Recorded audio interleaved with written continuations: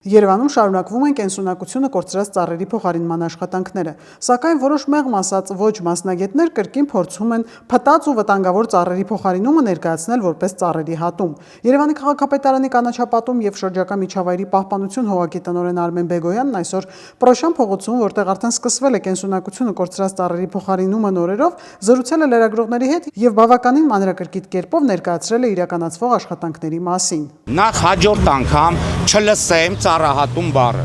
Ծառահատում մեր կազմակերպությունը չի իրականացնում։ Դուք ճիշտ չեք ասում։ Դուք ճիշտ չեք ասում, այստեղ ծառերի փոխարինում է։ Ծառահատումը այլ բան է, ծառերի փոխարինումը այլ բան է։ Եվ հետևաբար ես կոչ եմ անում, թող ոչ ոք, ոչ քաղաքային իշխանություններից, ոչ կանաչապատման հողակից ավելի շատ բնությունը չսիրի եւ եթե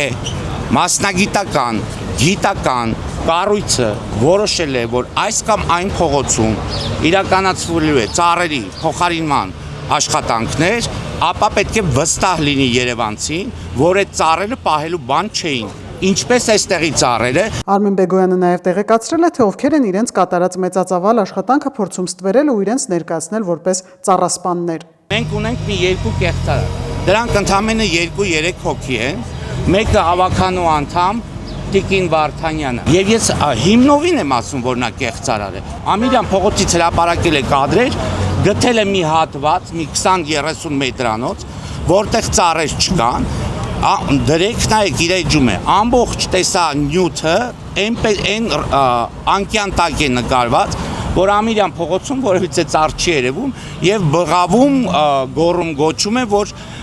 Ամիրյան փողոցում ամբողջ ծառերը կտրված են։ Խոսելով նաև Նաիրի բժշկական կենտրոնի դիմացի ծառերի հատման մասին, Արմեն Բեգոյանն ասաց, որ այո, այդ տարածքի ծառերը հատվել են, բայց հատվել են սեփական տարածքում գտնվող ծառեր։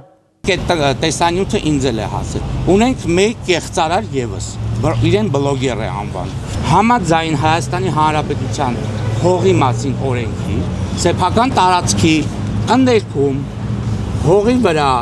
ինչ կա, տնօրինում է տվյալ սեփականատերը, բայց հատելուց առաջ ես այստեղ եմ եղել նույնիսկ խորհրդատվություն է հարցրել։ Հատվելա փտած բարդի,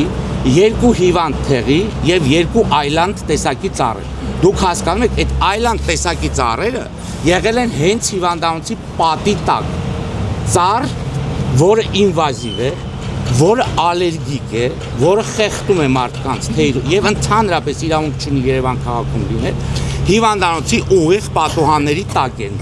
Հիմա այդ ծառը պիտի հատվեր, թե պիտի չհատվեր։ Բնականաբար այդ ծառը ոչ թե պիտի հատվեր, այդ ծառը վաղուց պետք է այդտեղ չլիներ։ Ինչ վերաբերում է Երևանի ռոռոկման ցանցին, Արմեն Բեգոյանն ասաց, որ այն հազարավոր կիլոմետրեր է եւ գտնվում է կատաստրոֆիկ վիճակում։ Իսկ նախկինում Երևան քաղաքի տնտեսությունում այնպես են վարվել, որ իրենք նույնիսկ գծագրեր չունեն։ Սակայն պետք է հասկանալ, որ 30-40 տարի ցանցի փոխարինում չի եղել եւ դեռ երկար տարիներ կպահանջվի այն փոխարինելու համար։ Բայց նաեւ հայտնեց մի ուրախալի լուր, որ վերջին 3.5 տարում իրենք արդեն 120 կիլոմետր Երևան քաղաքում ռոռոկման համակարգ են անցկացրել։ Այս տարի Երևանի քաղաքապետարանը անցկացնում է 6 մայր ջրագծերի սնուցման աշխատանքներ, որոնք մենք չենք կարող անել կանաչապատումը, որովհետև այդ մեծ խողովակաշարերին անհրաժեշտ է, որպեսզի լիցենզավորված շինարարական կազմակերպություն անի։ Ուրեմն Ազատության պողոտա, Գյուլբեկյան փողոց, Կևյան փողոցում ամենայն հավանականությամբ, Չարենց եւ Դավիթաշենի այս նոր փողոցը, որ բարձրանում է դեպի Զովնի, այդ փողոցներում իրագործվելու է քաղաքապետարանի կողմից